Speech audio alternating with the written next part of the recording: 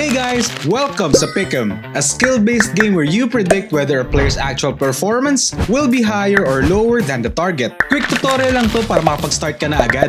Pagka-login mo, makikita mo ang available player projections para sa upcoming matches. Pwede ka rin gumamit ng filters para mas madaling mahanap ang gusto mong laro. Pili ka ng 2 to 6 na player projections. Then choose kung sa tingin mo mas mataas o mas mababa ang actual performance nila compared sa target. Habang pumipili ka, makikita mo ang progress bar na nagtatrack ng selected picks mo. Kapag ready ka na, just click complete. Review your entry, enter your entry fee, then piliin kung flex play o power play ang gusto mong gamitin. Kapag okay na lahat, click submit entry para ma-lock in ang picks mo. Tandaan, once submitted, hindi na ito pwedeng baguhin o i-cancel. Habang ongoing ang matches, automatic na tinatrack ng system ang actual player performances gamit ang official game statistics. Para makita ang mga nasubmit mong entries, pumunta ka lang sa Entries tab. Dito mo makikita ang active entries, settled results, hits, at rewards. O ayan, ready ka na maglaro ng Pick'em. Gamitin ang sports knowledge mo, gumawa ng smart predictions, at good luck sa mga magiging picks mo.